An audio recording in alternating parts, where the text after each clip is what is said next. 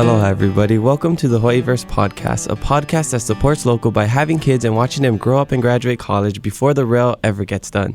I'm your host, Kamaka Diaz, and maybe the rail will be done when the 78 coronavirus variant is out and we're on our 300 booster shot. That thing can pack a punch sometimes. But you know what else packs a punch? Our guest on the Hawaiiverse podcast. Our guest today is a Native-Hawaiian Filipino professional MMA fighter from the island of Oahu. He has fought in the UFC and Strikeforce and has earned 2 Fight of the Night bonuses, 3 Performance of the Night honors, and his epic fight against Alex Oliveira was named Fight of the Year in 2017 by ESPN. Boasting a professional record of 15 wins, 8 losses, and 1 no contest, this local boy from Waianae is one of the most entertaining fighters you'll ever see. He's also a father and a man that just exudes positivity. His name is Yancy Medeiros. Hello, Yancy. Welcome to the podcast. Hello. Thank you for having me. Yeah, how you doing? I'm great. I would say woke up on an island. Can't complain, man. No room for complaints. Yeah, sometimes I think about that, like driving towards Waianae or like around Kaneohe, you just see, or like by Easter Island, and you're just like, it's very, very calming. Yeah, right? It is, man. I mean, just even seeing the blue sky, I've traveled the world, and every time I come home, very, very fortunate.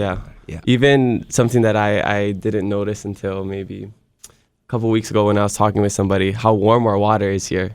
Oh, because people surfing like San Diego or wherever, and then they're like, the water's cold, they gotta wear a wetsuit. I'm so water bougie. Like every time I go, I'm like, I'm looking at the water. I still jump in, but like I'm like, I appreciate our water, especially just growing up on the west side. What about drinking water? Like we have Waikea, we have like Kangen water, we have all these waters coming out.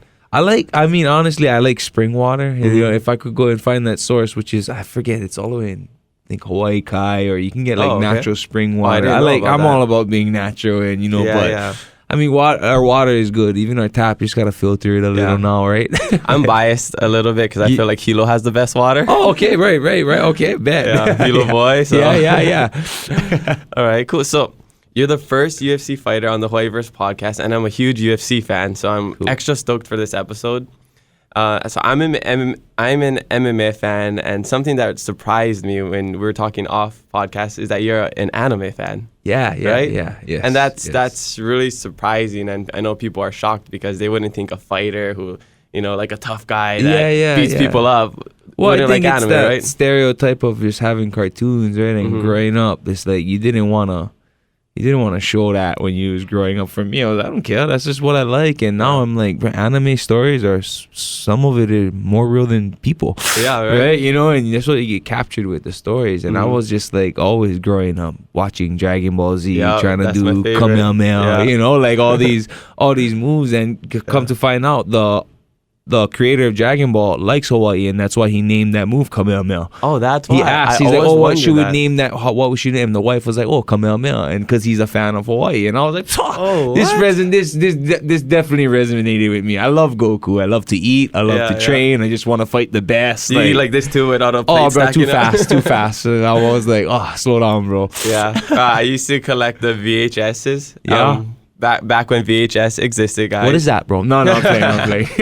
Yeah, and you could buy different ones, and you if you buy a whole set, it would create a picture in the back, right? In the back, yes. So me and my brother, we used to do that growing up. We didn't have cable. The whole GT series and all. Yeah, I loved that. I loved it, so I still follow it. I'm not like hardcore to where it's like I need to watch it every day. I just enjoy watching that. Like I'll turn that on on Netflix or all the streaming. Like I always try and look for a little anime I can watch myself. It's not like things I need to watch with people. That's something I like to keep to myself. Like I enjoy it. I enjoy it. Yeah. What are some top ones you watching right now? Jujutsu Kaisen. I might be saying it wrong. It's usually fighting based, so it's always fighting fighting based. So in that sense, I've been watching this Netflix one, Dota. It's like Dragon's Blood. It's a pretty good one. Yeah, so that's why too. Like I'm not hardcore with remembering all the names. I just like watching those. More it is entertaining. Shows. Yeah. Cool. So we have a lot to get into, and I have a million questions. But first, I just want to get to know you. So you're from Waianae. Yes. Where did you grad? Waianae High School. Waianae High School. Yes. And you wrestled? Oh, class wrestled of what? in high school, class of 05. 05. Yeah, I know. Yeah, so That's when age hits me. It's not my birthday. It's when I see the graduation posters come up. I'm like, oh, another year. Here we go. I kind of know what you mean because I'm 11. Yeah. So when I meet people, like, oh, I grad 2019, 2020. So that's like. It must have been a different perspective too. Right? You seen 2021. You see all the posters. You're like, wow, that was a decade ago. Yeah, right? Crazy. Yeah, I just almost had my 10-year reunion, but we had to cancel because of COVID and stuff. Okay. Yeah. Yeah. So what was it like growing up on that side? Way different from now. Yeah. Nah, I mean, it's still good. Like, I don't really think, besides the clothing, like the energy hasn't changed much in Macau. I still go there periodically throughout the week. I train there also, so I mean, I'm always visiting my family, and it's more like I live I stay I still live Macau. And like, I mean, I love it. I love the mellowness and the culture. Everyone drives fast over there. They're in a rush to go nowhere. You know, and it's all good. That's just what I was raised with, and you know, I like it. You know, I guess I'm just institutionalized with the culture there. I appreciate everything. You know. Yeah, I think growing up outside of the city in the country, because I'm from Hilo, we're like a little bit more country, so it's a slower pace of life. Like I feel like I love the community based. Like feel of it all. Everybody knows everybody. Show up to Shaka, whatever. Every auntie, uncle. Like I love that, and I feel like so I don't want that to disappear. You know, you go to the mainland, and I'm staying up there, and like, you know, neighbors, like they'll live together for 5 years, and you don't even know the neighbor's name. I'm like, what? Right? I like no everybody I live by, like, you know, like when I'm gone, watch my house, please. I'll do the same for you. Like that's just what I was raised on, you know. So my mom themselves in Macau, it's like always like that. Yeah, maybe we just a little niele too. Huh? We just niele. Yeah, but that's like I know everyone I live by because that's my haven. My home is my haven. You know, that's how I was raised. So it's like, if your home is where it's safety, like you would want everyone around you to feel safe also and not insecure. So that's why I think the connecting with people started with me at home. You know, it started at home. Like you gotta connect with your neighbors. If you cannot, then how you gonna connect with the outside world? Yeah. No, that's super true. And I noticed that like when you travel, you meet other people. Especially people from the mainland, like their culture is so different than ours. It's like we are living in a different world here in Hawaii. Oh yeah, like when we go to the mainland, we the howlies. Yeah, you know what or they would say Mexican, right? No, we're the foreigners there. You know, like we go to New York. No, we go to New York, and my friends is like, bro, it's unreal over here. I'm like, yeah, they think the same thing of you. You know what I mean? They're annoyed at you because you're stopping, and you know everything's just go bump, like. Very physical. It's like, they don't want aloha here. I'm like, yeah, that's their culture. They don't have aloha here. You can't get mad at them. That's their way of life. Like, you're taking it too personal. They're not. Like, they're just, that's, you know what I mean? They bump you. They're on their way. Like, gestures like that don't, you know, it's not, it's like I said, it's a whole different culture. So to experience that is great. Like, the first time I was in New York, I went there and I asked, in Whole Foods, I asked, like, the worker, oh, you know where the bathroom is? He's like, over there, bro. Like, you're like, that's just how it is. Like, everyone knows where everything is. Don't ask anything. Like, I wasn't mad. I was just like, oh, like, you don't get with the mode. Like, don't go with the flow. You know, you gotta flow with the goal, right? You know, you can go with the flow. Then it's like you go into everything's pace when you flow with the goal. Then you're like, okay, pick up to anything. You're more connected. Yeah, I love that you said that because it's something that you really notice, and if you're not used to it, it can really bother you at first. Because I remember when I was abroad, people wouldn't do a certain thing. They wouldn't take off their slippers, like something as small as that, right? And I get so irritated with them, like, how can you not do that? That is so disrespectful. And then I had to, you know, step back and think like, oh, that's just not their culture. Yeah, they're just not used to it. So how can I get mad at them when they just don't know? Yeah. You cannot, like, you know, like, you don't know what you don't know. Exactly. Right? So when I understand that and you travel, like, it's just all about, I kind of lose expectations and I'm more into what type of, I guess, ambience, atmosphere, energy that person is giving me. Yeah, you know what I mean? It's like a reciprocation. That's what aloha is. It's reciprocated. Right. So I don't have these expectations of they should do this, they should do that. You know, it's, bro, excuse me, no slippers in my house. And then from there, if they don't understand, then, you know, then we have a problem. But fortunately, that's, you know, that hasn't happened. I've traveled the world, and the best thing I know is I just show people how I want to be treated. That's it. Unfortunately, I've been able to promote that, and it's been given back to me. Right on. I love that. Yeah. So how did you get into MMA? Oh, martial arts. Took it from 5, all the way to about 20. It's just Kaji Kempo, more self-defense, just having some discipline, and then did some wrestling in high school, and that's where the competitive a lot. That's where I started being competitive. Yeah. And I just always, from watching karate, from being in karate, watching anime all the time, I was like, I was on ninja. I wanted to be a ninja all the time, and just watching everyone, the locals fighting, BJ Penn, I was like, I think I could do that too. And then kind of just fell into it at about 19, and then got my blessings, and I literally just pursued it from there, from a garage, went to a gym, and then we're here now, just being able to fight, train full time, and represent myself in Hawaii. That's awesome. Yeah.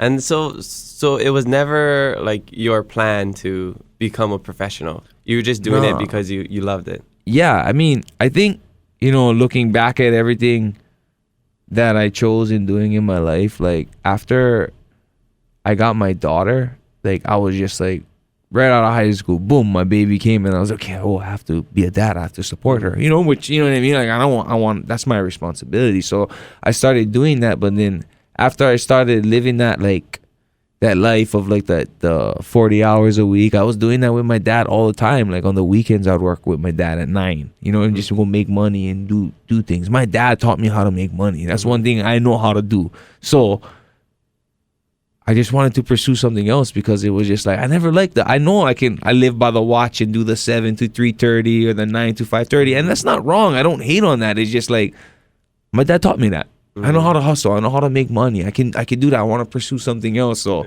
I did that, and just the fighting just came there. Unfortunately, I had a lot of support, family wise, and I could financially pursue things better and whatnot. There's a lot of support, and it just led to that. So that's where I'm at right now. And since from fighting, I noticed that all my choices, or I started fighting, I just did it for the experience. Like all my choices I've did was always for a great experience. Like just whatever, like fighting in the mainland, like I just wanted to experience that. That's why I like to travel. Like, you know what I mean? Like when a kid wakes up, like he just wants to experience life. He doesn't have expectations of, I gotta do this. You have responsibilities you have to take care of. Yes, as is everyone. But other than that, like, fuck you, why not want to experience everything in the day or whatever that is? And so all my choices I did was for experience, from spending money to traveling. It's always just for the experience. I've lived my life that way to this day. That's so interesting, because I feel like not everyone growing up here in Hawaii as a kid has that mindset where I want to leave. Because we're so comfortable here, right? Yeah, it's beautiful. Go beach, surf, I still live here. Like, but not a lot of people want to leave. I think maybe this generation where we're seeing more and more people leave. I have my older sister. She wanted to leave. My younger sister, she's definitely fine staying home. Like, she's like, no, I'm good. I'm like, that's great. I know hella people that's just comfortable with being there. And for me, it was like, I'm so cultural that I want to leave. You know what I mean? Like some people are so cultural. It's kind of like religion, where they're just so trapped in their mind, where it's like, I'll give you a good example. Taro, right? Would you ever put spices in your poi? Oh, don't even talk about. Right? Okay. When people say, I'm going to put like honey inside. Right, or whatever, right. So, right. Okay, but in Cuba, they have taro, and they're cutting it up. They're not making it poi, but they're adding spices in it. You know what I mean? They're adding flavor, because taro is like a potato.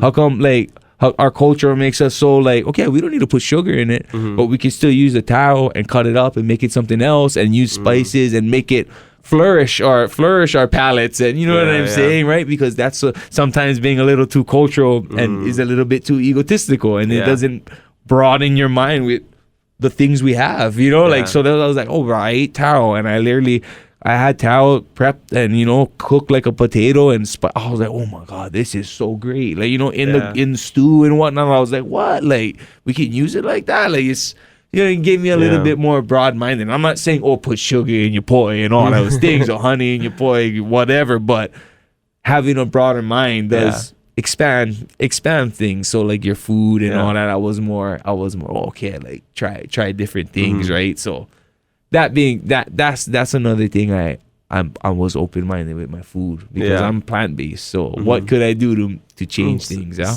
spice it up. Yeah, right. Because I can only have so much of things. So eating taro and then just pour in, okay, kulolo. Then you add a little spice in it. Oh, this is spicy. Oh, this is good. Like so I liked it, bro. I like being a little bit more open-minded. Yeah. I'm not gonna go to the aunties and uncles and be like, no, that's not how you do it. There's a form of respect and boundaries here. You don't want to go and break that, but at the same time, it's my food. Yeah, and try everything once. I'm team me, bro. Yeah. Right? I'm not team Hawaii. Yeah, I'm from Hawaii. I love my culture, but I'm team me. I'm not team iPhone. I'm not team Android. I'm team which one is best convenient for me, and I'm gonna use it all. Yeah. Right? My ego does not go with the brands. I go with me. Whatever you use is better for you. Cool. Right on. Some people are some people are too embedded with just Apple is great, right? But I love all Apple. I'm like, no, I like Apple because it's sorry. No worries, bro. You can just start off with like the Apple. Yeah. I don't know what that is. Yeah. No, so like Apple is great, and like I love Apple, but it's only because it's convenient for me. I'm not PC or Android savvy. You know what I'm saying? So I'm not gonna be egotistical. I know those phones is better. Like I know, like the good ones know that they can open it up. They know how to do the program, their operating system. I don't. I just know it works easier for me. Team me. I'm not like, oh, that's better. You worse. Yada yada. Like you get caught up in that, then the brands win, not you, not the other person. Like I wish more people had that mindset, that open-mindedness, where it's just like, it's okay to be different. It's okay to have like your own opinion. It's okay to like this and you like something else. Yeah. I think that we need more of that, especially these times, right? Right, because everything's so like separated. Yeah, exactly. With everything, with COVID, all these things and all that. So I get it, bro. There's a lot of separation. So just how do we live peacefully in this corrupted, chaotic maze? Right, like that's team me. That's how we do it. Bro, like you got to, right? And then everybody around you make them feel positive and productive too. Whatever their spiel is, doesn't matter. I love that. I really do. Yeah. So when you were growing up, who did you look up to? Like who were some of your role models? My grandmaster, Martin T. Buell. He met fortunately my uncle also, and he's still. I live with him. He has I rent a apartment. Connected on his land, like just he's a big part of my life because of his essence. He's just a peaceful, giving human being. Brian Kealana, my uncle Brian Kealana. That's another big mentor that I really looked up to, just because he's one of those people that dealt with, been famous and done all these great, exotic and crazy things, and then when you talk to him, he still makes you feel human. He still makes you feel like you're part of it. He doesn't make you feel any less, right? Those was one of those first experiences I've had with people that look up to someone famous, or look up to people and then they give them all this attention and they still make you feel like you're human or you're loved, right? Like you don't get that a lot from a lot of like famous people or people you look up to that you don't know. So he gave me that, and I was always like, if I ever had that type of status, or not even that status, but that type of energy, I would want to make people feel the way he made me feel, loved, and like you giving me your attention and your mana, your energy. It's pure, right? Your aloha, pretty much. It's like I want to keep perpetuating that with whatever I do, because it's no less. You're no less than people, right? Like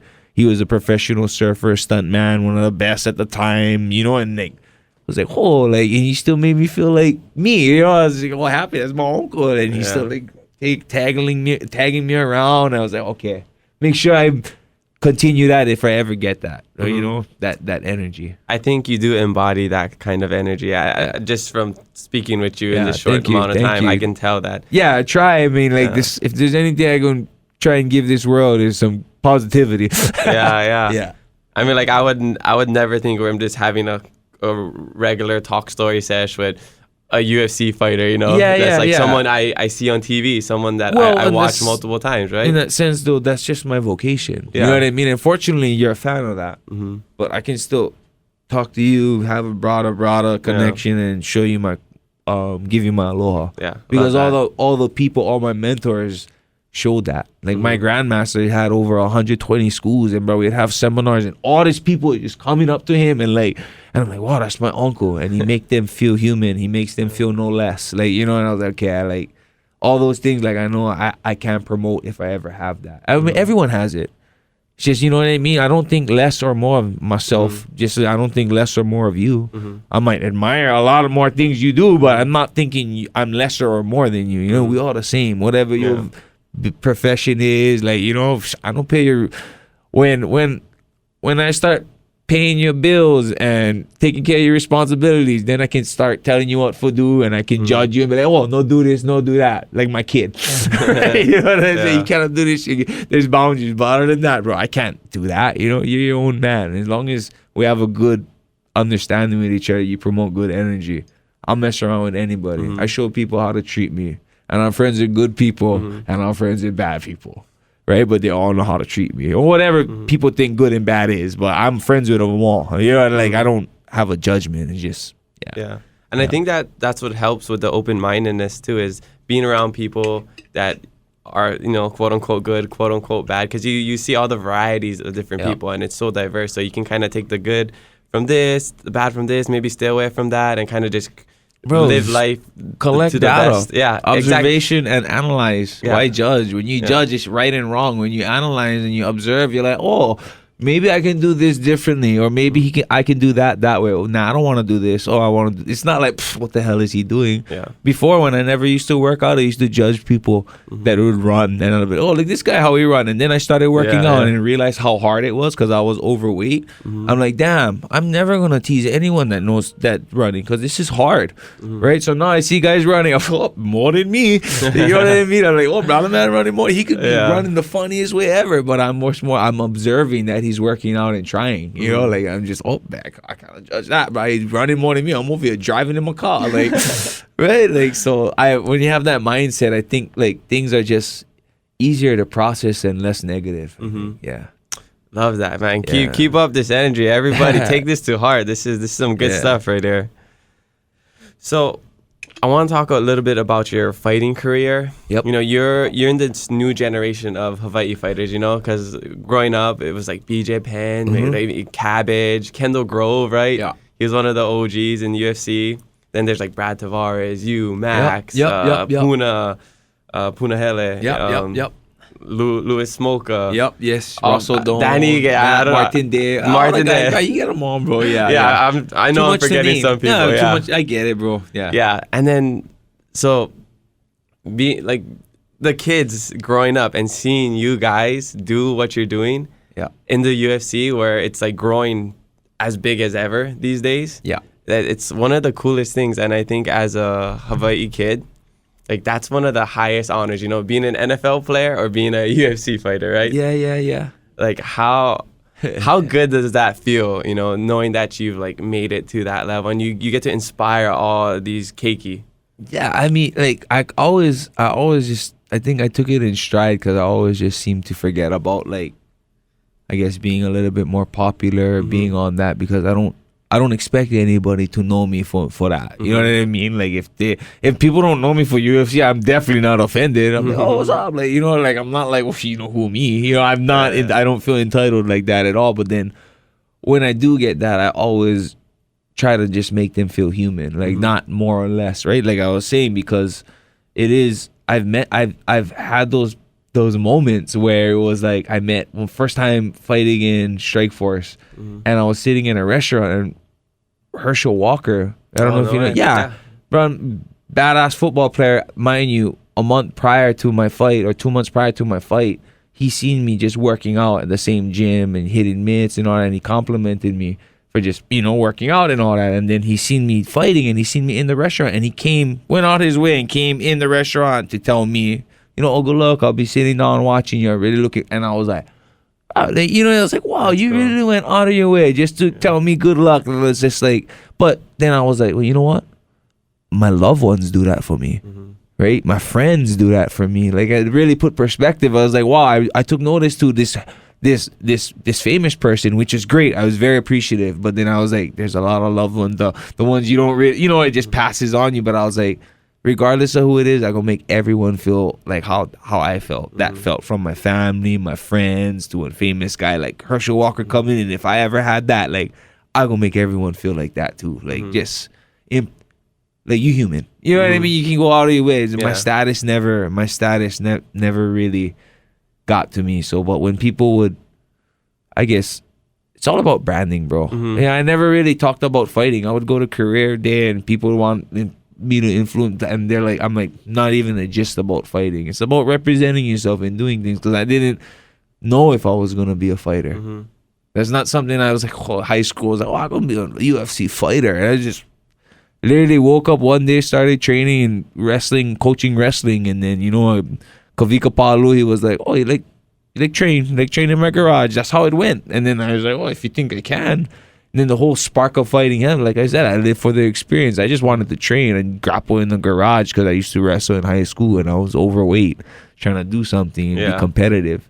So every day like that, I just, and I was like, oh, this is my nick. And now they're like, oh, what do you want to do, right? I'm still doing the same thing. I'm not competing with UFC anymore right now. We're renegotiating, so I'm waiting for a promotion, negotiating and all that sense. But the training's still here, and I'm still living every day happily. That's awesome, right? In a sense, it's what do you want to do, right? Well, it's like, oh, what is your form of success? Taking care of my responsibilities, which I have a lot to do in my end. Like, there's a lot of things I have to pick up on and, be responsible for. But in the sense, like, when you're a kid and you wake up, what do you want to do? Watch Saturday morning cartoons. Be happy. Be happy. Right? In that sense, like, some people, when you talk to an adult, bro, they're not even talking about those types of things. Talking about bills, car, you know what I mean? Problems, the COVID, you know, like, kids not talking about that, and they wearing on masks all day in school. Right? You know what I'm saying? Because their mind's not there. They're not worried about the stress. But if you just take care of your responsibilities, and kids just want to be happy, bro. Yeah. I mean, wake up and be happy. That's what I want to do, and take care of my responsibilities. I wish schools would teach kids more of that, because when you're going to school, then the education system is, kind of like, okay, you got to do this. You have to comply. You can't question others. Indoctrined in a lot. You have to get a career. Yeah. You have to be a doctor or lawyer, nurse, whatever. But like, when people ask, like, what do you want to be? They say all these other things. Nobody ever says, I want to be happy. Right? Yeah, it was sweet. Yeah. Well, the whole school thing is just so, I can't even get into it. Like, I love, I don't know, bro. You need to ask me questions, because I'll just go down rabbit holes with schools and feeding and eating and all these things, So yeah, just keep it. Okay, well, let's stick to the fighting for now. Yes. So when you're going in a fight and you got a guy across of you, what's going through your mind? The game plan, bro. I mean, the game plan is kill, pretty much. I mean, kill or be killed. Kill or be killed. Like, I'm very passionate. I'm very, but when it comes to competing, like, I'm in there, like, I can smile and I can gesture, but the mentality is always the same, bro. Just because I can smile all the time doesn't mean I'm not going to try and take your head off. It's the feeling's mutual, right? So don't mistake your aloha for weakness. Yeah, in that sense too. And if you do, great. Like, you're gonna feel it. I will show you all my aloha. That's really easy to change up. So that's shaka to it's super easy to change. It's just gonna swing differently.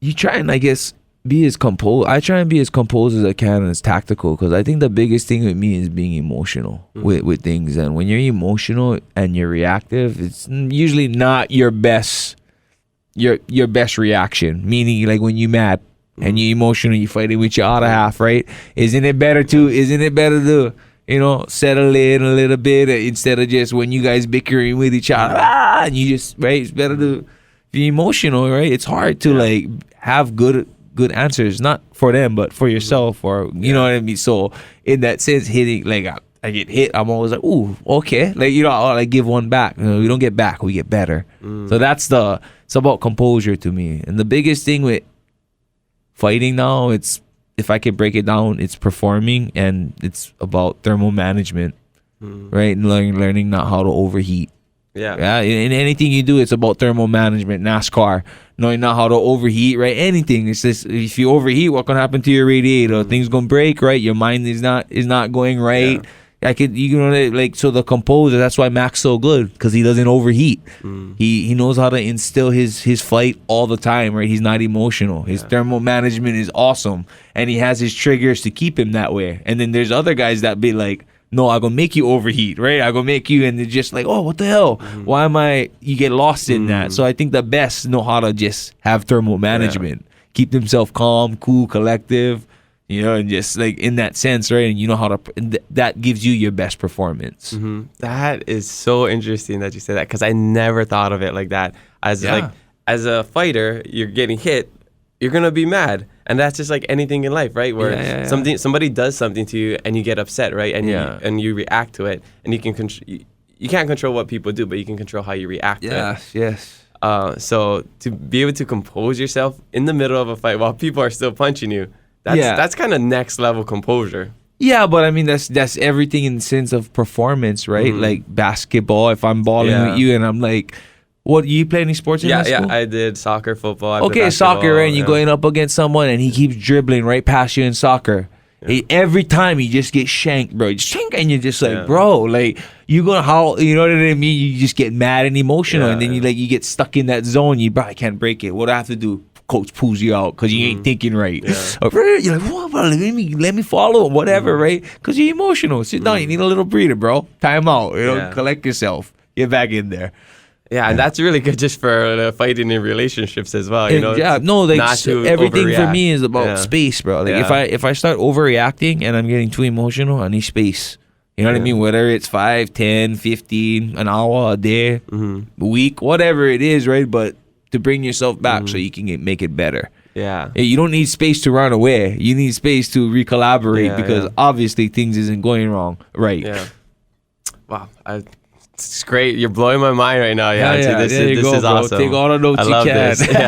Yeah. So when you're fighting, before fighting, do you have any superstitions or traditions? Maybe. Yeah, I mean, there's chest, there's I think I call it rituals. Yeah, rituals. You know what I mean? I do a little rituals. Like I think when I go into the cage, like I like to rub the floor. Just let them know, like myself, keep myself. Give it a little loamy. Yeah, like, oh, bro, we here. Time to do work. Like, this is my place. This is the shits right there. Like, just wake it up. Like, do those little things. Yeah, in that sense. But I like to stretch my jaw when I'm walking out. I don't know, just get it ready, because you're like, bro, you better wake this up. We ain't getting knocked out, bro. Ha ha. Oh man, that's funny. Yeah. So you just try to stay loose. I mean, those is the big, when I think about rituals and superstition, I'm not really I have to do these things. I just realize every time it triggers that I do it. So every time the camera's in front of me, I'm like, I love you, Kyle. I love you, Hawaii. It just comes out every time I watch. I'm just like, yep, I wasn't even thinking. That one just automatically just came out. It was instinctual. Yeah, it just comes out. You know, I don't really. The mat one is I'm not I have to do these things. It just happens naturally. So I have to watch myself. I have to watch my shows and be like, oh yeah, I do that. I do this. Yeah. Interesting. Yeah. So how weird was it fighting without a crowd? No different to me. Really? No different. I could just hear my coaches more. Honestly. Do you still listen to them though? Yeah, that's the thing where it's I can listen to them, but I'm listening, but I'm not really. Excuse me, I can hear them. I'm not listening. Right, and that's where thermal management and all that composure comes into play. Yeah. Right, in that sense. So it was. It didn't make any difference to me. But do you feed off the crowd's energy? Though? I do, because I know I'm a frequency human being. I'm all about frequency. Yeah. I just know. I know. So if there's crowd and they're booing me, I'm like, no. And that's where I need to be more composed and tactical about my approach. But in that sense too, it's I know I was there to entertain. Yeah. Right. I'm not just a fighter. I'm there to there to entertain. And I think that's why I was in UFC so long, because they know I want to fight. People want to watch you. Yeah. Just give one fight. I'm gonna give you an honest fight. You know, these refs wasn't like, some of them wasn't just let me go, like I would have still been fighting all the way through, right? Like, so was it Max that said he didn't lose a fight, he just ran out of time? Yeah, exactly. We don't lose fights, we just run out of time, bro. I love that. Yeah, well, Max too, Max never been finished, you know what I mean? So I get it, bro. Max is a G. I just was training with him this morning. Yeah. I'll have him on the podcast one day. He's a busy guy, bro. I know. That guy's a busy man. Well, I gotta do my work. I gotta get there. You get there, bro. So I'm not worried. Yeah. I'll put in the time. Yeah. So when you're doing all this like training and you have the camps and something super big is weight cut, right? Yeah. You're kind of crazy because you started off as a light heavyweight, right? Yeah. At 205. Yeah. So for people who aren't familiar, there's different weight divisions in UFC and just boxing, anything, wrestling. And people go between weight classes. And Yancy started off at 205 and he made his debut at lightweight, right? 155. Yeah. 50-pound difference. Yeah. How do you do that? How intense is weight cutting? Back when I first started, I mean, obviously it's always intense, but like I guess it wasn't that bad when I got into nutrition. So when I fought 205 in Hawaii, and then when I started competing in the mainland, I fought at 185. I had 2 fights at 185 in California. Then I got an injury, and then I was out for about 2.5, 3 years. And during that process, I was training still, and I got into nutrition. So like maybe, before I started my first, by 2011 is when I started getting into nutrition and eating. And that's where my changing started, from being not eating dairy and being gluten free and just not eating meat. I was still eating seafood, but I just took that away. And then the journey of health and cutting weight went from there. So it became kind of like a science? It's science and a project, you know, an experiment on myself. Yeah, like, and you love experimenting. I love it. Yeah, like I'm very natural, but like that's what science is, right? That's the observation of nature. Yeah. You know what I'm saying? Yeah. So like that's why I love both. I love being logical and I love being natural. So yeah. So I think in that, like, so those sense, like, obviously the working out did it, but then eating. Yeah, I just the weight cut was the hardest, just because I didn't know what to eat, when to eat, and how to eat it. Now that I'm, over 10 years in it, like the weight cuts not that. Yeah, like weight cuts aren't that hard for me at all anymore. So what do you walk around as? Like, right now I walk around at like 180, 185. 180? Yeah, 180. And you fight at 170? I fight at 150. Or depending on the weight, like, or the. What do you prefer? Fight. I prefer a good fight. So it doesn't matter. Yeah, like I could make 170, I could make 155, but in my contract I was based at 155 for you in this last UFC contract. So I was just doing 155 fights. What do you feel the best at though? I get mixed reviews because you know what I mean. Like I think what happened is when I got into making 155 when I was younger, it was easy and I had it, and then I started getting injuries, and then just going to ones, and I was having problems making 155, so I just went up to 170, and of course I was strong, but excuse me. No, all good. I was lingering, and I was just like, injuries provoked me from getting better, not my weight cut. It wasn't the fact that I was just too light. It was the fact that I wasn't focusing on certain things that I should have practiced or should have worked on to get my performance better. It wasn't because I was lighter. It was because I was working around injuries. And that's what I'm going to prove when I get back in my next fight. Yeah. And it's hard when you're injured, because I played sports all my life. I just had wrist surgery last year, and I get knee problem, like everything. And I'm not even like a... Sorry, bro. Sorry. No, yes. And like I'm not even a fighter, but injuries suck, man. You can't surf, you can't do like all the things that you want to do. You have to do a lot of adjustments. Yeah. And then it gets you emotional and psychologically. Just messes with your mental. Oh, big time, bro. Yeah. And you want to justify and eat, and just throws off your patterns. Exactly. Some people drink, or you know what I mean. Like I like to medicate, so it's just different. There's different triggers, right? Yeah.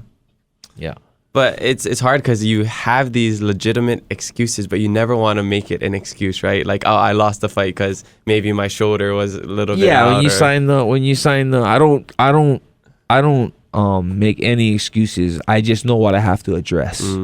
It wasn't an excuse. I just know, okay, why am I not doing this? Why is my footwork off? Why am I not being optimal? Or why am I not performing at my best? Yeah. Oh, it's because I need to work on this and that. I wasn't doing this. It's not excuses. That's just facts. Like, work on that. You know, going back to the collecting data, like, there's no excuses here. There's only lessons. You know what I mean? I'm not making any excuses as if I should have worked on this and that. That's why I performed like this. So you win or you learn, right? Yeah, right. Like, it's just like failure is what is that? I forget that quote. Is like failure is a situation, not a person, or something like that. Where you just like I don't know. Like, just because you lose at something, like you tried so hard. Like, I think it's expectations in life, right? Like, oh, I did this and I did that, and like when you expect something so much for whatever reason and it doesn't happen, I think people I get upset with things. So I lose that in life. Like, I don't expect anything from people. Like, when someone asks me for money and then borrows whatever X amount, like, I don't expect them to give it back, especially if that's my friend. If I have that expectation and I give it back, then I know if I can't give them money, I'm not. But if I'm giving them money, I don't expect it back, because it'd be like, it's conditional. You know what I'm saying? If I can give them money, I will. If not, because in a sense, if they don't give it back, then it's all right. I gave it to them because they needed it, not because I was expecting them to give that back. Now, if you do it again, now you understand, right? It's just right. If you can ask me again, there's a different. I'm not mad anymore, but there's people that's borrowed money from me and never paid me back. I still love them. I still care about them because I never expected it back. But they don't converse with me anymore. It's their demon. It's they stop, interacting, and it's unfortunate, but I was being true. Yeah. So if you stop being my friend, or you lose that connection because of your demons, like, sorry, I'm not gonna keep reaching out to you. I'm here, bro, when you need the hug. I'm here when you need the connect, but I'm not gonna be bitter or mad about things because I didn't expect that back. Right? So I've not lost friends, but I've lost connections because of certain situations, but it's always unconditional. Aloha should be unconditional, bro. It's easy. I like to say connections. Connections. Over here, us Kanaka, we got stronger connections. Yeah, in these right. connections. But that needs to be unconditional. It's like I always say, it's like love is so conditional now, right? Like you can tell your other half I love you, and if they don't say it back, like, you're like, well, you don't love me. Well, what about when you say them to them, baby? Oh, I love you so much, and the baby don't say nothing back because that's unconditional. Yeah. Right? But now bye, babe, see you later, and they don't tell you bye. Like, what? No more bye. Like, why'd you say bye in the first place? Why'd you tell me I love you in the first place? Did you tell me you love me because you love me, or because you wanted to hear it back? Yes. Right? And those are the things, like, and it's not bad. It's just those are the little things that you get caught up on, right? And it's we're like conditioned to expect those things, and it's like, no, I don't.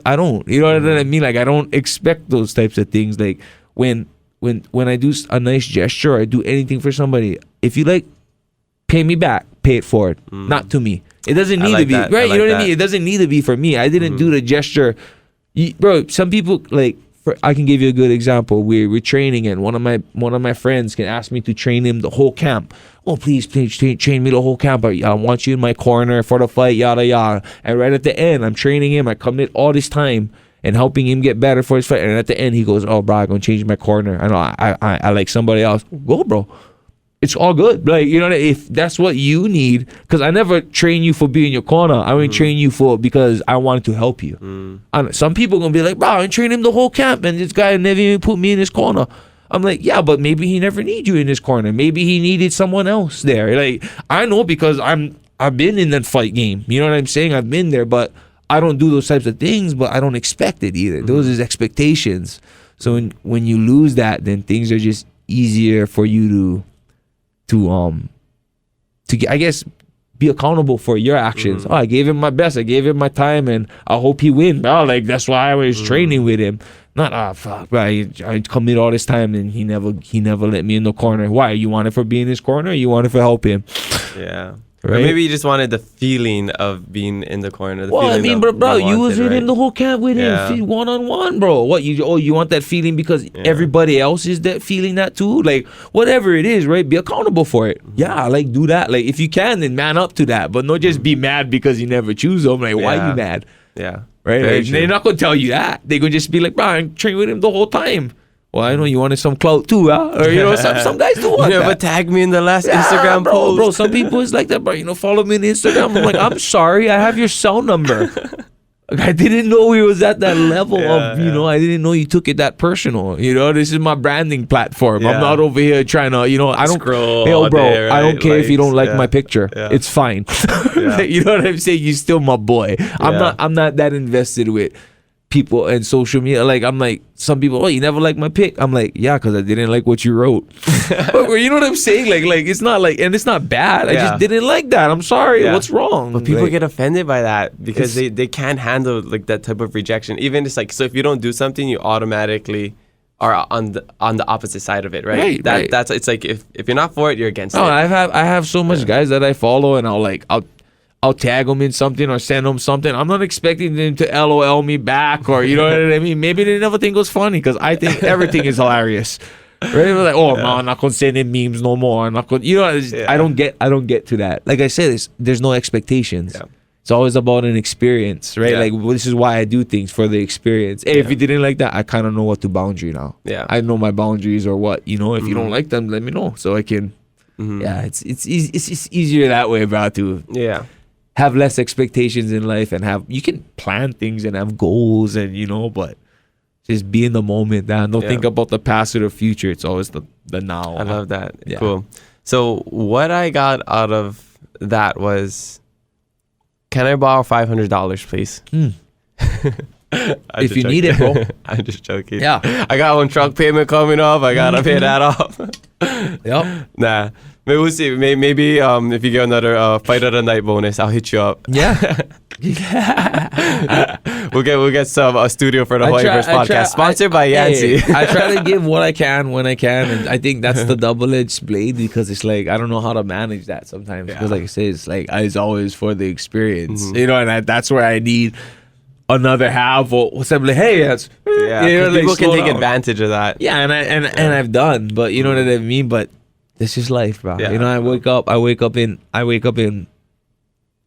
with gratitude. Yeah. Awesome.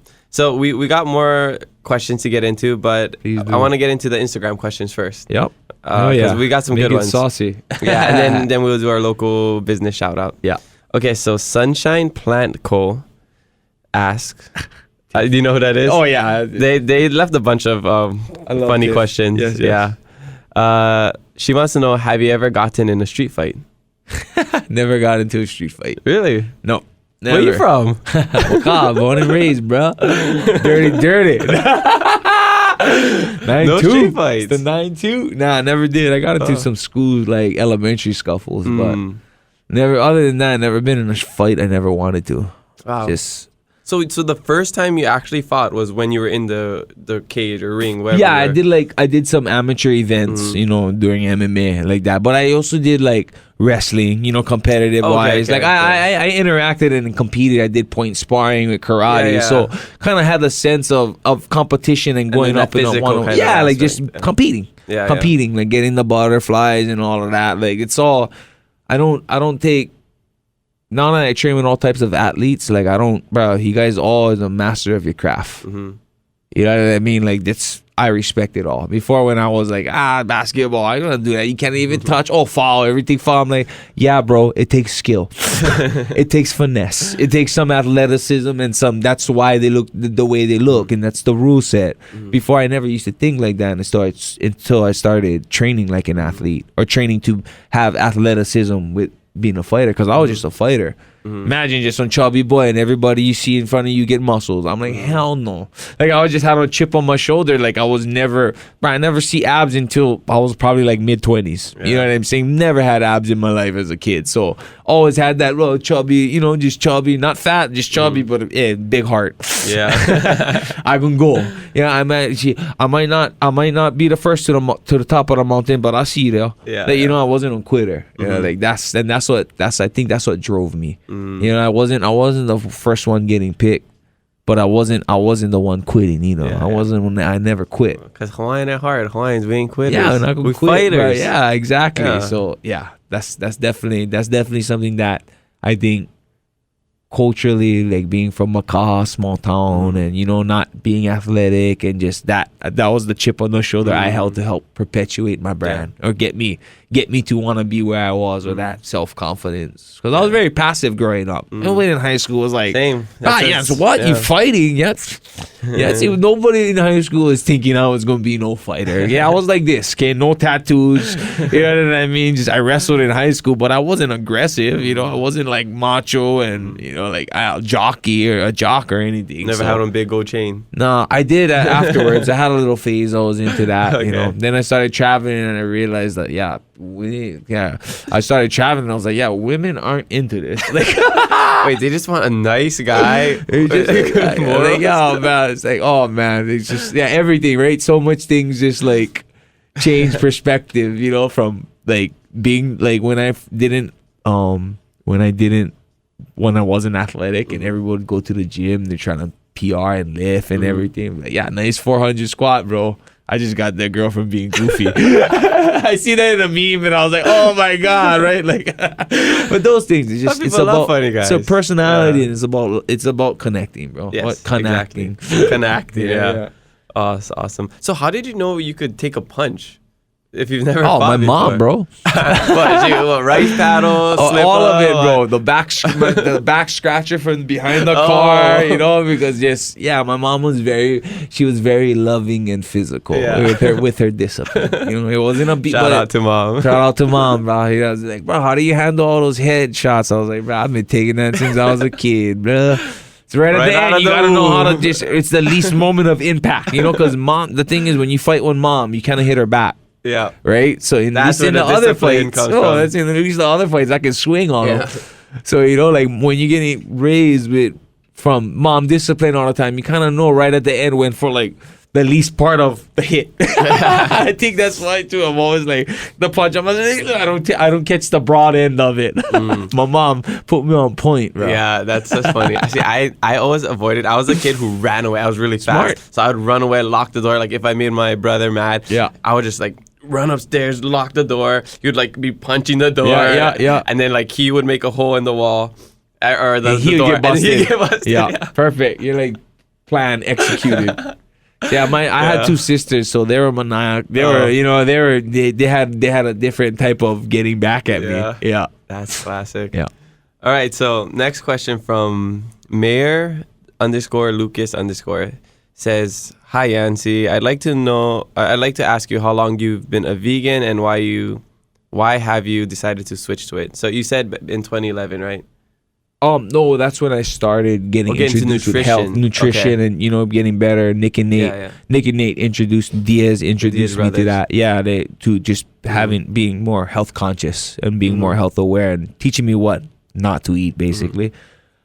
I made the commitment being plant-based, I believe 2018. I made it. Okay. Yeah, that's completely to where I'm just eating plants, and I don't like, I just say we get that distinction mixed up with vegan, because like vegan's a way of life where it's like, you know, a lot of them are against people that eat meat. It's like, I'm not against people that eat anything. It's just being plant-based is my logical reason and for my health, and like it's helped me feel younger in my family, bro. It's helped my family. Like seeing my family prosper, bro, like that's something I never was able to do, to give back to my mom and dad. Like what can you give back to them? Because they don't want no money. They don't want, my dad then wasn't about that, but like time, bro. You know what I'm saying? Spending more time with them being here in the moment, not worrying about what they can't control, like plants, and that has helped me and my family. Well, they say health is wealth. Right, and it's, and I think that's the big. What was the question again? Just how long? Yeah, and how why? long you've been and why. Yeah, the why is just like I said, I was always about being natural and logical, and it's just like even being cultural. Like Hawaiians weren't big meat eaters. Their consumption was off the land, bro. They wasn't fishing. I was about to ask that. They wasn't fishing every day, right? The minimum, they wasn't eating ahi poke every day, bro. Right? That wasn't like that. They weren't commercial fishermen.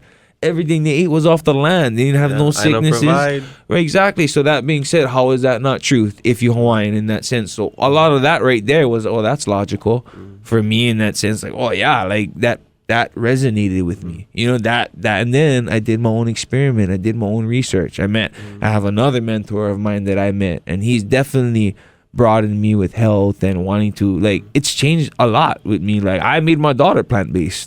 Like, she's 15, and I was like, no, you do this when you're 18. How did she react to that? Oh, of course she didn't like it. You know what I mean? Like, she didn't, but I was like, that's the best thing I know what to do, because she ain't at the doctors anymore. All these things that, like, I felt like she had, like, it's gone. Like, my dad was on pills. My dad lost 100 pounds, bro, in a year. Just eating plants. Not working out. Like, you know what I mean? Like, that's what I'm saying. It just didn't work for me. It made my whole family better. It made my career better. It made my connections better with everything. I mean, Nick and Nate put me on plants. That's when I ate the red pill. Right? And I went down the rabbit hole. That was the first part right there. And then in the rabbit hole, I met other people, and it resonated with me, and I just got better at that.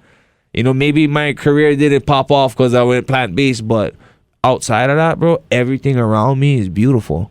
Like, I'm with my family, I'm with me, I'm still productive, I still want to compete, I'm still yearning, I'm still hungry. Like, I'm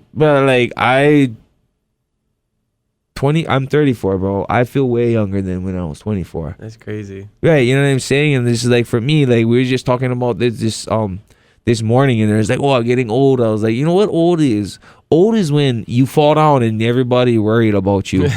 Help, I can't get up. Right. But, bro, if you fell down right now, I would be, you're right, bro. Like, but it would be more of a funny thing. Yeah. I want to be 80 and my grandkids and my family members laughing at me like, bro, you klutz, what are you doing? Right? Because you're active, you're not immobile. Old is when you're immobile, bro. Right? And old is when you stop. That's to me what old is, bro. When I see them moving, and they ain't old, but you're in there, you moving, you're being active. Old is immobility to me. When you just pause and you freeze and you stop, that's old. That's a great perspective. Yeah, bro. Like, right, because it's scary when your grandma has a fall. They had a fall, right? But if you see them working out all the time, every day, laughing, loving life, constantly getting stressed out and breaking their bodies down with workouts, you wouldn't worry. Yeah. Right? But that's not, you know what I mean? That's not the way of life. So for me, it's always, don't go with the flow. Flow with the goal, bro. You know, like, that's something Hickson, Gracie, and Nate Diaz put me on. You know, like, flow with the goal. Flow with the goal. You're your goal, right? Yeah. You go with the flow. This is like when you move and you get old, right? So you stop. Your space comes small. So from first, you leave you're in your house and you travel outside. Then you get older, right? And then now you're just in your yard. Then you get older, and then now you're just in your house, to your living room, to your kitchen, to your room, and you can't get moved. To your bed, and you can only, right? Yeah. That's space. That's why when you're always moving and you're always mobile, you're always active, you're always, you know what I mean? And I'm not saying you got to go and travel the world, but when you're mobile, your space is always big. You know what I mean? Your mind, your heart, your energy is always open. And then it's, as you get older and you're not healthy, your space gets smaller and smaller and smaller until you're in old folks' home. That's why it's so important to keep expanding our comfort zones, right? Like, our spaces, as you say. Oh, but always, you know what I mean? Know what your boundaries is and break those walls and be uncomfortable. Yeah, I love that. I also push through your boundaries. Yeah, push through your boundaries. Bend your boundaries. Learn how to bend, right? So you don't break, right? You got to know how to be flexible. You got to know how to take things, and, and that's where I feel like being now, like, learning from through all this COVID and what people think, like, right, being in the now, like, you gotta know how to, I guess, just be happy and focus on your bubble. Yeah. This is so interesting. When I'm talking to you, I feel like, so I was in Peace Corps for 3 years in Madagascar. I feel like you'd be a really good Peace Corps volunteer. You might be the first like professional athlete to join the Peace Corps. Oh yeah, do they make good money? Nope. It's all volunteer. But wow. You gain a lot of life experience and gain a lot of perspective. Right. On Well, things, in that sense, like I don't need the money. I just need enough so I could be like, if I went there, could I take care of some of my responsibilities at home? Just throw invest all your money, go there for 2 years, come back. It's all good. Oh yeah. Nah, just definitely. Yeah, I like connecting and all that, and those things. Yeah. Yeah, it's funny because you have a very like flexible, open-minded kind of mindset, which a lot of Peace Corps volunteers have. So. Oh yeah. Yeah. So I'm just thinking like, wow, Yancy would be a really good Peace Corps volunteer. I'm a Peace Corps recruiter at UH too. Oh wow. So I was like, man, I want to recruit you. Have some talks, bro. Have some talks. Yeah. And you can join at any age. Yeah. You can join as a married couple. You can join, And you guys just 86. travel. You guys just travel around. So they send people to developing countries to help out. So they have different sectors. So I was in education, so I taught English for 2 years in a rural community. No running water. Some people don't have electricity. I take bucket baths, get water from a well. Yeah. But like going over there, it changed my mindset. It opened my eyes to like, like organic food and stuff. We don't have GMO over there. You go to the market, they're all planting and harvesting food.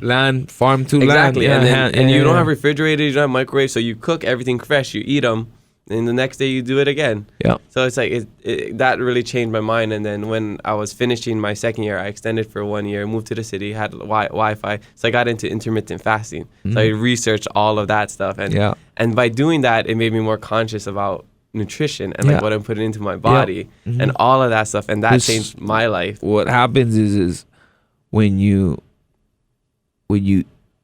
eat healthy, you think healthy, and then you become more conscious of yourself, not everything around. And you listen to your body because you feel the difference. Well, you have two consciousness, right? This one and this one. Yeah. That's why when you feel things, right? Like, well, when you put poison in or you put toxins in, like you lose that gut feeling. You know what I mean? You lose that like just because it's not healthy.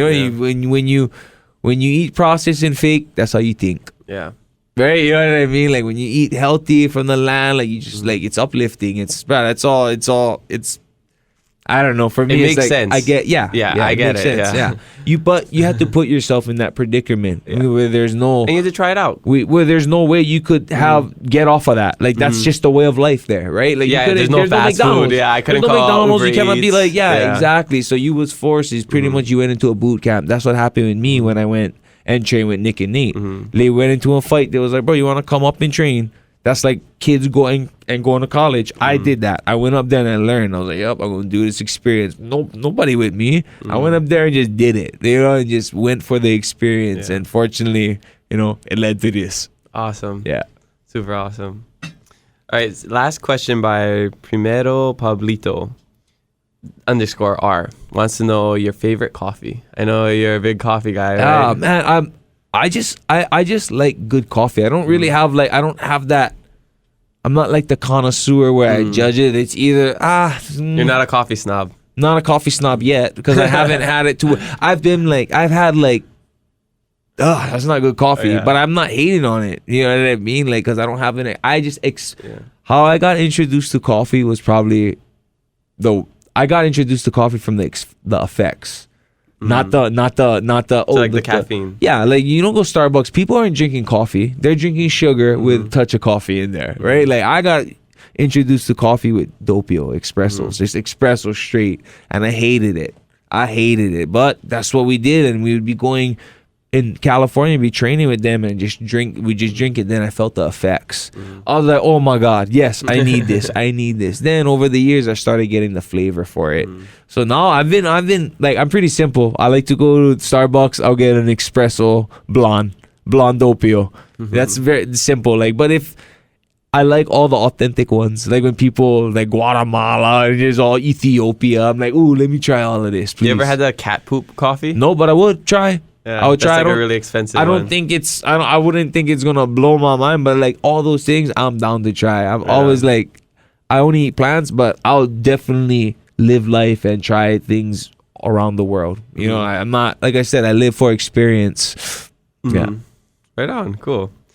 All right, so every episode we do a local business shout out, and then when the episode comes out, we pair it with a giveaway. Yeah. So this episode, we're giving away something from Razor Sports. They're located at Kamakana, and so they're giving away a free Nerf gun or free drifting session for a group of 5. So one of that is for you. Yeah. And the other one we'll be using for the giveaway. So Yeah. would you rather have free glow-in-the-dark Nerf gun session or free drifting session? Oh, what drifting where? So it's kind of like Mario Kart. You're in this In those cars, in those little carts? but it's like a smaller one. Can I drift myself? You can drift yourself. Yeah, you're going. It's like it looks like Mario Kart. Right. But the Nerf gun is like laser tag. You play with everyone. It's like yeah. So it's like you can bring a bunch of people and they have all kind of different Nerf guns. I like both of them. No, I mean I'm. See, like for me, it's like I enjoy that, but I would like whoever them to.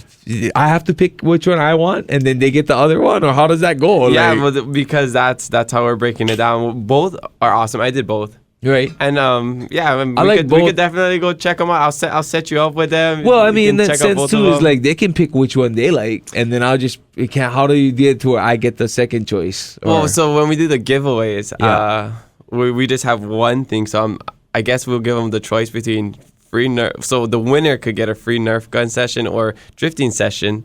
And then we'll just give the other one to you. Yeah, let's change it that way. Wow, we give it to them, we're right? changing it up here on the Hawaiiverse podcast. But in that sense, it's just because I like both. But I'm always about, aloha, right? Give. And you guys are giving it away, and you're giving me the choice. Well, I'm going to give them the choice then. Love it. There's so much aloha going on right now. Then you might get more entries in the giveaway. Yeah, all right. Sounds good. So go check that out when the episode comes out. Well, man, you're just changing up the game here on the podcast. Oh, damn right. Yeah, it's cool. That's both cool. Like I'm like, what Nerf session or drift session? I don't know. It's pretty fun. Yeah, and it's nice at Kamakana. They got the Razor games. They got Razor Sports. So is it Razor Concepts? Is that the owners? I think it's the same people, guys. Okay, so they have their like different. That's cool. That's cool. And it's in Kamakana. It's in Kamakana. Both of those things. Yeah. I'll show you. It's pretty mean. Right on. All right, so. One thing that's always discussed in fighting is fighter pay. Yeah. Right? UFC, there's always like people saying, Dana White's not paying people enough. Mm-hmm. Like, how do you feel about that? I definitely feel like the fighters, for the commodity we give now for the people and how it's blown up to like NFL, like a lot of people think like we get NFL pay. And like we're not, we don't. Like I ain't just like I drive a Jeep Compass, bro. I ain't making you gotta be like max, champion to make better payouts. They do pay decently, but it's not to where we're living the life of lavish. Yeah, and then you gotta pay for your camp. It's like so for instance, like if you was to get paid 20 G's right for a fight, and that's low, right? Mm-hmm. You still gotta. I don't know how much it is for management. Some management is 20%. Then you get your coaches. Then you get your, you know what I mean? How much coaches you paying out? And I don't know what the percentages and breakdowns is that, but you paying over 30-40% of your purse. Yeah. It's going out like you know what I mean, to other people or to your taxes or whatever it is. Like you're not getting all of that money. So in the end they're going 1099 you too. So it's all like we're not fighters don't really get money, and we don't really get a good benefits either. Yeah, that's what I heard. And that's why I went down my whole health thing and keeping my health and my insides. Like, yeah, I might not be the best physically and optimal outside, but inside, bro, my body is ready to fight any disease.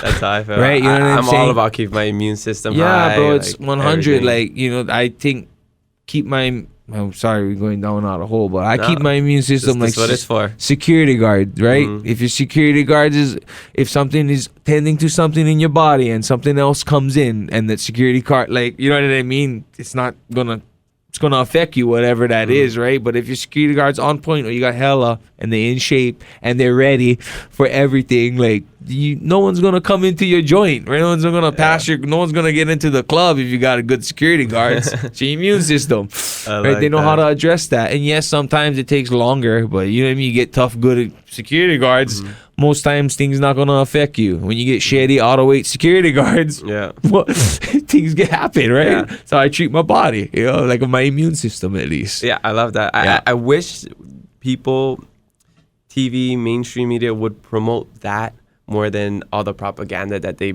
Well, that's not gonna ever happen, bro. You know what I'm saying? I mean, like for that, bro. Have you not? We've been growing up with that since. Just because we didn't face the pandemic doesn't mean we weren't growing up with that fake stuff. Milk does the body good. You remember that? Got milk, all that, bro. Weed is bad. Yeah, man, all these. Well, that's what I'm saying, right? It's whatever they want to direct. So in that sense, it's for me now. When I look at politics and I look at all these things, I just look at it as entertainment. Like I'm watching anime. How can I take this story that they given me, be humorous about it, laugh at it, and take notes and collect data? Just because I'm laughing at it doesn't mean I hate. Like I'm disregarding the message. You know what I'm saying? I take, that's crazy. Okay, I'm not gonna do that though. Like, you know, in the sense that I take some things are inevitable, but whatever they show on TV, like especially politics, I'm gonna get emotional about the things I can't control. But what can I do to, you know, like Corona and all that never affected me once since it started. The only time it affected me is when I got sick in December, and that wasn't even with Corona, and that wasn't even a factor for me. Like I was like, I'm gonna treat them like every other sickness I have. Like you know what I mean? I'm gonna fast. I'm gonna stay home, quarantine, make sure nobody touch me. Like I had the flu. Like it didn't change the way I had any sickness. It's just something new came in. Okay, how do I feel? What do I have to do? Right? Like if you had on cold, you'd come work. No, you shouldn't. Right? That's pretty selfish of you. It's the same thing if you got any other sickness. Right? So when that happened to me, it's like, oh, what I gonna do? Okay, I gonna make sure. I can see how I feel. Okay, I could hella water, fast, vitamin D, spirulina, zinc, that's my magnesium, all those things, bro. You know, like and they're always like, oh, you're so young. That's what happens. I was like, well, if you think that, I'm so young, but I'm keeping an active, healthy lifestyle. You know, and that's where I think I stayed in. Like that's what really helped me stay in my bubble and be happy with all this Corona. It didn't segregate me from my family or anything. I treated it like religion. What is your belief? What is your boundaries? What can I do to not disrespect you? Okay. You know what I mean? Can we vibe? Cool. If not, okay. You know what I mean? Like whatever your religion is, that's your belief, bro. But don't shun it upon me and don't think I'm bad because I don't believe in your religion. Yeah. You can space me out and boundary me, right? It's the same thing with Corona and all the vaccine. Like whatever your belief is cool. Yeah, I like for me, I'm plant-based. I don't got the vaccine, but I do believe vaccines work, and I do believe there's the Corona. But I also believe that I don't need the vaccine. But that's just me. Wait, you're not afraid of your 99.9 survival rate?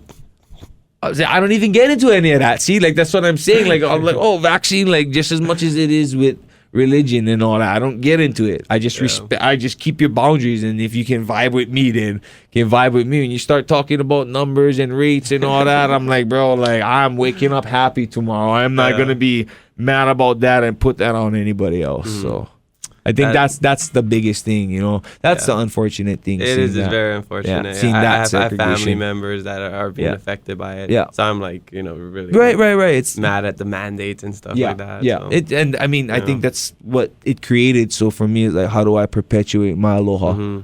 Where, you know what I mean? Like, I understand all that chaos is going on. I'm not going to add to that. I can't control that. I can control me and keep perpetuating this. Yeah, right. And make people just happy and better. If I can make a little bit of a second better than you have been having a miserable time, at least I did a couple seconds. Do what you can. Yeah, like, you know, just give a little. You know, everyone always like take what. Bro, the world is here before you. The world don't owe you nothing. Yeah, shit happens, bro. Shit don't happen to you. But people just label things all the time. So it's like you don't take the vaccine, you're vaccine hesitant, you know, right? But how come like when you don't eat meat?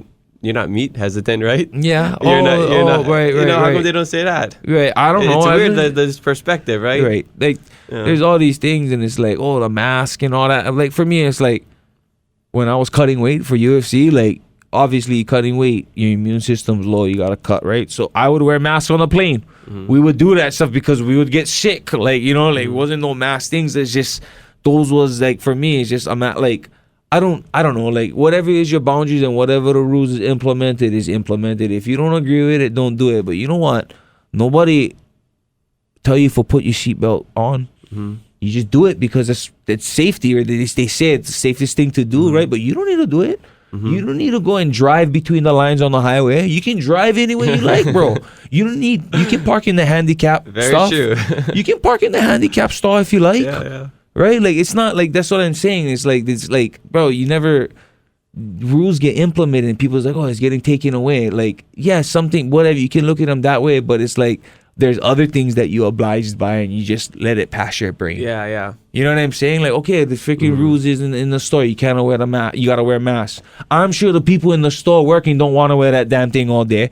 Yeah. And now they gotta go and they be like, excuse me, can you please wear the mask? And knowing that they're gonna be an inconvenience. I know. Like, think about them too. Yeah. Hey, you don't want to go. You don't like that. Don't go to that store, bro. Sorry. Like, I don't know what else to say. Like, you know what I'm saying? Like, in certain things, like, you can be mad, but hey, but like, people still gotta live, still gotta do their boundary, have their, still gotta do things. I'm not going to be upset with things like I said, bro. Like, nobody mad about seatbelts and all that. Like, it's pretty much the same thing. And if you're sick, bro, and you're in the store, great, keep your mask on. Like, you know what I'm saying? Like, but people that don't want it, I get it, bro. Just don't be aggro with me. You know? I think that's the most important thing. Right. Is just don't get upset at other people not doing exactly what you're doing. Yeah. So how do we keep the peace? Yeah, exactly. Yeah. Peace and love. Yeah. Right on. Yeah. All right, so Fighters fan. Sorry, bro. There you go. No, need more. I love this. More. I love this. Yeah, we need more. Need more. I would say, like, I was never about making Mayweather money. It's just I know the more money I made, the more experiences I got to have. So that's what it was. Like, I wasn't like, oh, I need more money. I was never like on these Ponzi schemes or like, bro, and I never got into the crypto or all these NFTs or all these, just like, because those things was like, I couldn't live for that. Like, you know what I mean? I wanted to live for this. I wanted to live for like the traveling, like, and I realized like money was just so like it burned a lot of relationships. I see a lot of people that have a lot of money, but then I see the relationships they have with their friends and their family, and it's like, I might not have the best amount of money, but bro, my relationships and my wealth with my friends and the ones I love, bro, it's like so genuine to me. It's so rich. And I know even if I had no money, they would be there to help me. Fortunately, they give me that feeling. You know what I'm saying? I don't expect that at all. Like, I just feel like they would do that for me. And it's like, it would be great to have more money, but I just would like, I think it's more managing it and knowing what you want to do with that money. Yeah, it's like, well, because you can have all the money. It's like, okay, what do I do now? Because I was a Waianae kid that had nothing, knew how to hustle for money, and then you just have a lump sum of money. And then I just did it to what, like, I was like, I am not going to be greedy. I knew one thing I wasn't going to do is be somebody I wasn't. And I wasn't going to get lost in the sauce that way.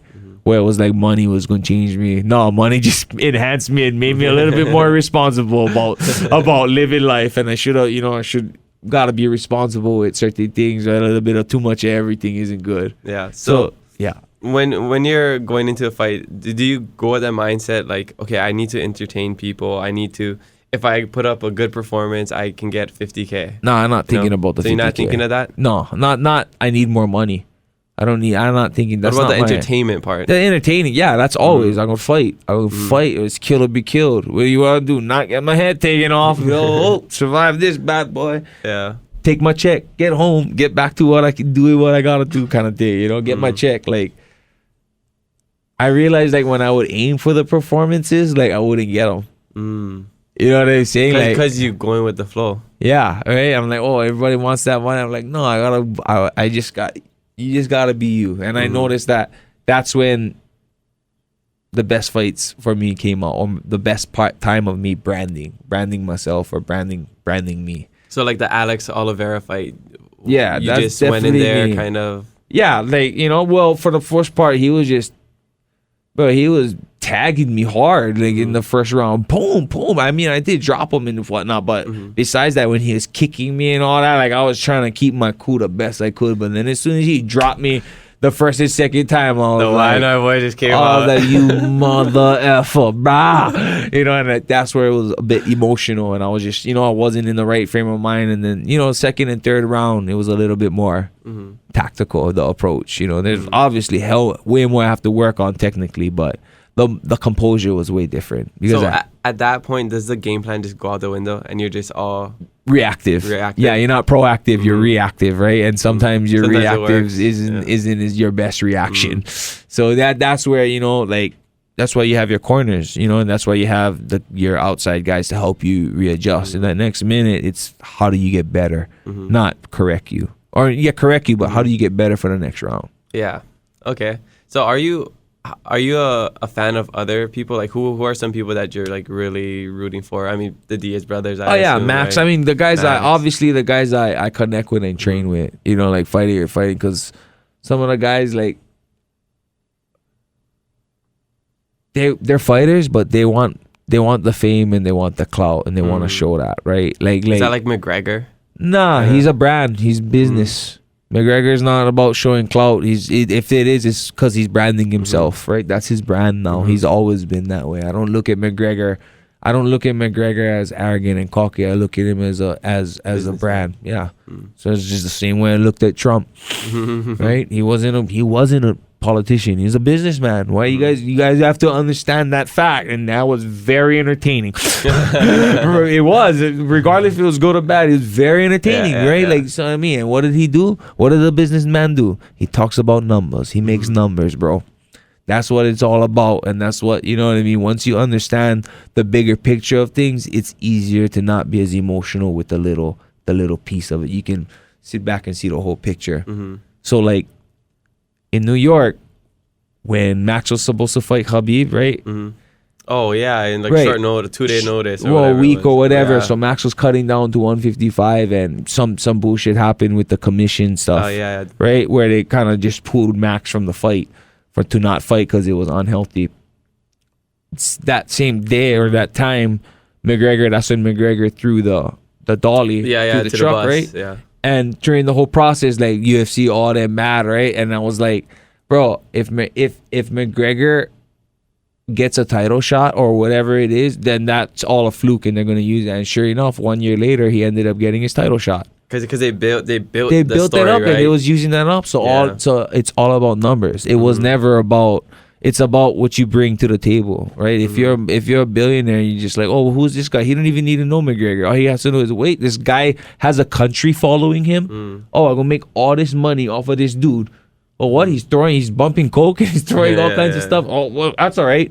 He's gonna build numbers. We'll pay the fine, or you don't pay that off, and you make more than, you know. It's all about numbers. It's all about numbers, makes bro. Sense. I mean, like the whole Jake Paul stuff. It's all about numbers, bro. They're all business. They're all Mayweather, business, bro. It's all, and that's what I'm learning from being around Max and being around the Diaz brothers, and it's all about branding, right? And how you want to brand yourself. I could act like McGregor too, but that's not me. Like, it's not gonna. It wouldn't feel real, right? And you see people like that. You're like, especially in UFC, like, bro, that's not you. Covington. Right. Like, Skip. I always said, there's people that have the sauce and people that don't have it, bro. The sauce is like Nate, Max. Yes. You know what I mean? McGregor, he got that little spaz in there, right? You know what I mean? Like Colby Covington, like Tony Ferguson. These guys, they're great athletes, right? But they just like, try you know, too hard. Yeah, right. Like, why do you feel that way? Because it doesn't feel authentic. It's not saucy. You know what I mean? Like, same with Kamaru Usman, great fighter, probably one of the greatest fighters. Athletes coming. Some situations, maybe he's trying a little too hard. Exactly, yeah, it's a little cringy. Right. Because it just doesn't feel like that's him, right? Like, and I think, like, that's one thing I appreciated with, like, Nate. Right? I was gonna say he's one of the best. Like, they're so genuine. Like, I don't know him, but I'm like, that's probably how he is all the time. Right, but he's like this too with me. Yeah. You just have to earn trust, right? Yeah. It's just, people have this thing where you're an athlete or you're a fighter, you get put on this pedestal, you have to act a certain way. Yeah. Nate and Nick put me on game with that from when I first started fighting. They weren't gonna go with the flow. Right? You know what I mean? And be the sheep in the herd and like, like just they know their worth, and before they were shunned upon, right? The media. But then there's athletes now that did worse and, you know, broke dollies through cars, and they was getting publicized. Yeah. Because back then it was shunned upon, right? And now look, everything changes and how the money goes. So everything's about branding, bro, and the money. Like, you build the numbers. That's why Nate is such a rebel, and he's so good, because UFC knows he builds the numbers. He's raw. He's real. He's got the sauce. Yeah. If I did that, they'd be like, Yancy, get the hell out of here.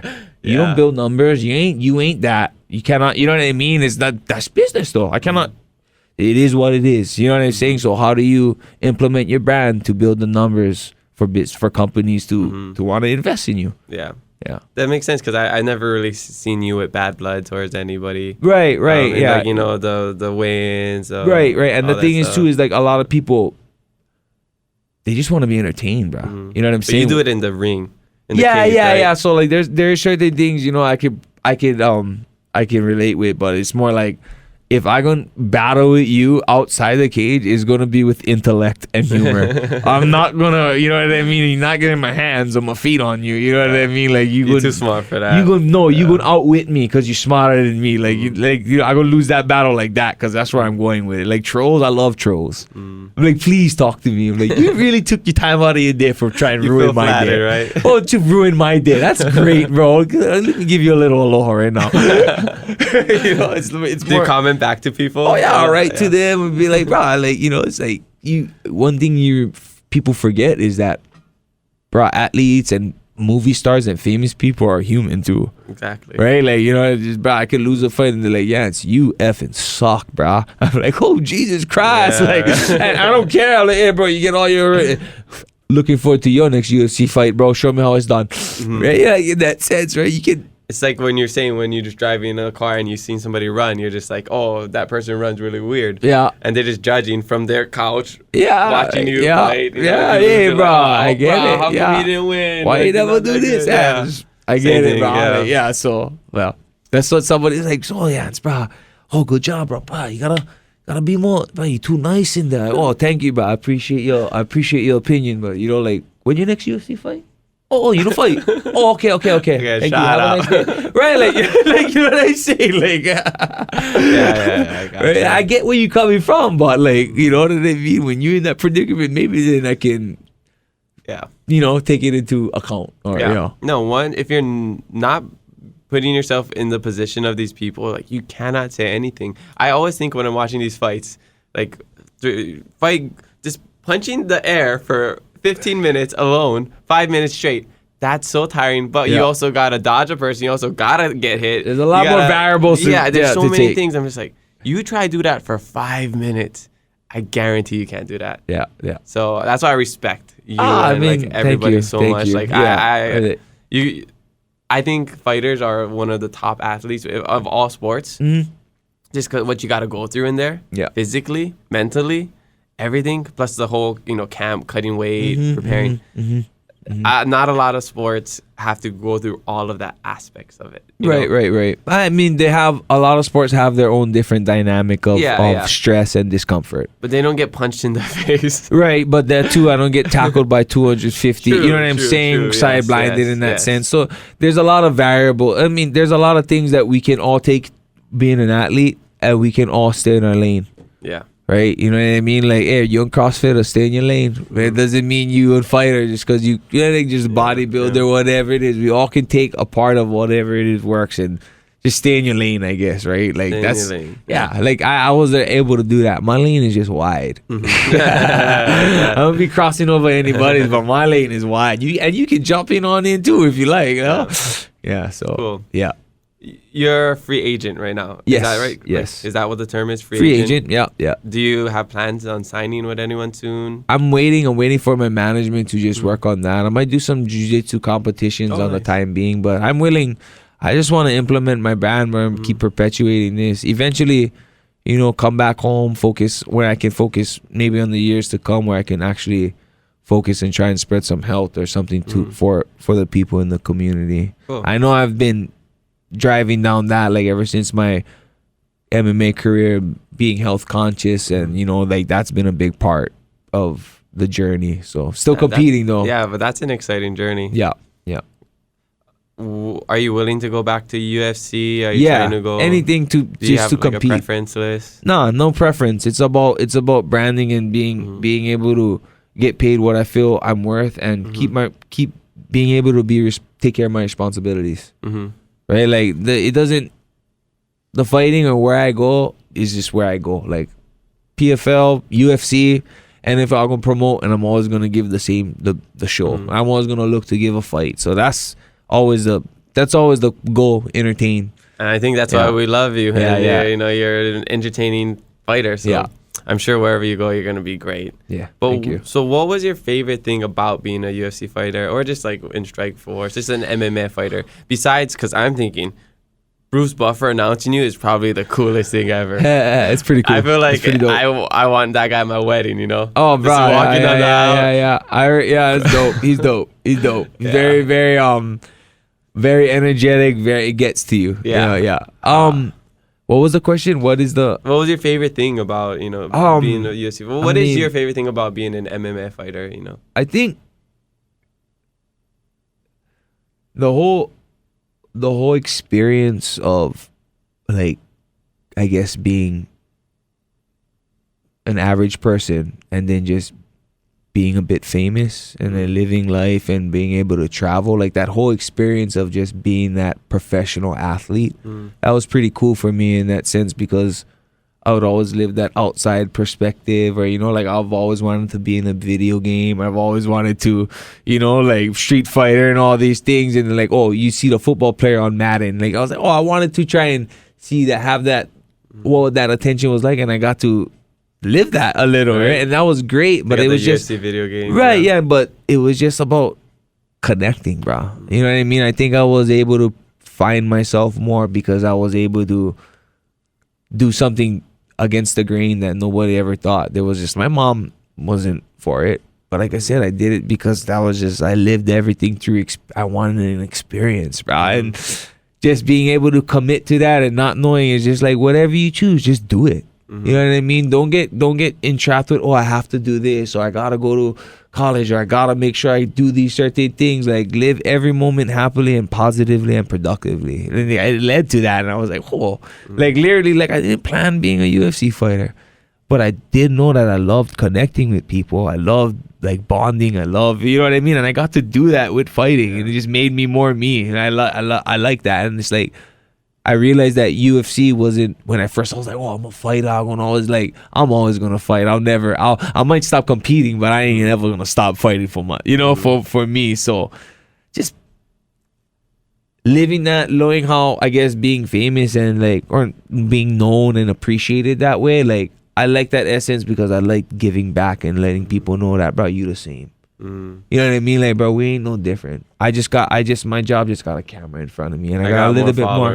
I got a little bit more attention on me, but like, like I like connecting with humans. That was like my biggest thing, because some people don't even want to connect with you if you nobody, right? And I could connect. Now people look up to me, from beautiful women to rich, famous guys, to like, now they're open to want to connect with me, and that's what I got to experience, more connection, and knowing that, well, sometimes like, like status gets you to know more people. But since I was that status, I wanted to make that like with everybody. Yeah. From people that just don't do that. Like, bro, we all the same. And I got to experience that, through all of that. Like, yeah. So. And I appreciate you coming on here and sharing that experience, and like, especially you come on the podcast. I'm like a relatively just a random person, right? I'm human, but like I'm saying too, like, bro, I'm the type of person to like, if someone wants to hold an actual life conversation with me, like, I'll put time into that, unless I got stuff that I have to do, which I have to do, but you know what I mean? Like, if you got time to talk about life and give some perspective, or if you got time to talk and do some good, like, give it, you know what I mean? Like, don't 100%. Give, bro. That's aloha. Yeah. Give unconditional. Don't expect anything in return. Let them pay it forward. Yeah. Awesome. What's your next step after fighting? What do you plan to do after that? Or how long do you think you'll be fighting for? I don't want to be fighting forever, I'll tell you that. I mean, I don't want to be competing. I mean, block punches with your face. Yeah, no more blocking punches with my face. Definitely, go down the path of health. I know that part, and being active and lifestyle. Not necessarily maybe coaching and whatnot, but I know I want to perpetuate something to give back and giving to the community, or something in that sense. I'm not trying to make Mayweather money, but build my brand, get more fights, invest in something to where I can pay it forward. Because if it isn't service of someone to give service to people, like what else is there in life, right? In that sense, like I serve myself. I'm very selfish. I can not have time to give back, you know, and I have, whether it's with my family, the people, and everything. So something in the sense of giving back, you know, in serving. Yeah, that's great. So going from that, what impact are you trying to make here in Hawaii? I used to have this saying was like, you know, before I'm a entertainer, I'm a fighter. Before I'm a fighter, I'm a martial artist. Before I'm a martial artist, I'm Hawaiian, and before I'm Hawaiian, I'm human. Right? And like that's one thing I always try and perpetuate. Like I'm proud from where I'm at, but like I feel like everyone has their own form of aloha and essence, right? And like finding that, like that's the biggest thing for me in connecting with everybody. And I think, yeah, like always just trying to be joyful, bro. Like, with everything that's going on, like I was like, there's so much things that happened to me in my last year that I was like, dang, like, okay, I lost my negotiations with UFC. Like, you know, had a relationship, like a long relationship, didn't work out. So there's a lot of things that there was discomfort, but it put a lot of perspective into me, right? Like I could be chaotic, I could be stressed out. No, I just gotta be accountable for what happened. And you know, all of that was an experience to know what I don't want to deal with anymore. And it's just, I'm gonna continue being happy, I'm gonna keep training, and I'm gonna keep being productive, because what else am I gonna do?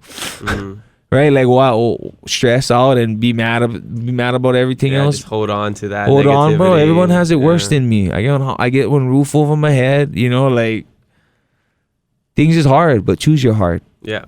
Right. Right. Choose your heart, because everything is hard, bro. You know, like it's hard to exercise, but it's way harder to not move in life. Yeah. You know, like it's hard to have it's hard to have uncomfortable conversations, but it's way harder to never address it in life. And it gets worse if you just keep letting that linger on, right? Yeah, bro. And it's hard to master a craft, but it's way harder to not be good at anything. You know, it's just like, bro, like easy has a price, bro. So choose your heart. Like that's the part. And it's just, I don't ever feel entitled to things. I might feel uncomfortable and overwhelmed, just like any other human. But I'm never like, why me? You know, it's always like, yep, this is it. Like, ooh, we're on a rough one today. Like, yeah, you know. But like I said, I've traveled the world, bro. Yeah. I've seen families and kids coming up to you asking for money. Yeah. It's put a lot of perspective in there. It's always worse, but that's life, and suffering exists. That's one thing that's another mentor of mine, Ryland Lizaris. That's my jiu-jitsu coach. You know, he's like the modern day Buddha to me. Cause he's like 40, he's jiu-jitsu, he's all mentor, peaceful and happy. Like, and I was feeling all bad, but you know, I was traveling with him in Brazil, and I see all these kids asking for money, and he's just like, hey, it's traveling. Suffering exists in the world. We all have some type of suffering. This is just their way of life. You cannot feel bad. You can, you know what I mean? But are you gonna really change their life, bro? In a sense, like, are you really gonna change their life right now? Like, you can do something. You can be sympathetic with them, but empathetic is different. You over there, you gonna take them. You know. So knowing that, like, it makes me better to know, like, when I have discomfort and suffering, like, bro, like, that's just life, bro. Yeah. Choose your heart. It's part of the experience. Yeah, it is, bro, and that's what it is. Yeah, like, I was born with nothing, bro. I'm gonna die with nothing. So give everything. Yeah. Great. That's a perfect way to end the podcast. Yeah. I love that. Yeah. Well, mahalo for coming on and sharing all your great perspectives and just talking story. This is super enjoyable. Thank you, man. Do you have anything else you want to say? Any last final words of wisdom? I feel like you're just a wealth of knowledge. I don't think it's just trying. I think a lot of it was through past experiences, but I say just pay it forward, bro. Give, you know, and don't expect things. You know, when you expect things, like things just. It's easier to be accountable for things when you don't expect it. It's easier to deal with life when you have no expectations. You know, you value and you accept whatever's in front of you and you make the best of it. You know, like I don't go if I'm going to work out in the gym, if I expect anything, is I expect to die.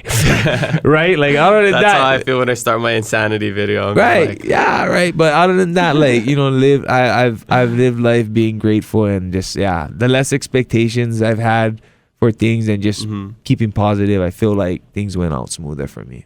Yeah. Yeah. I know you still have a lot more life to live, a lot more things to give, a lot more lessons to learn. Yeah. Yes. Right on. Well, awesome.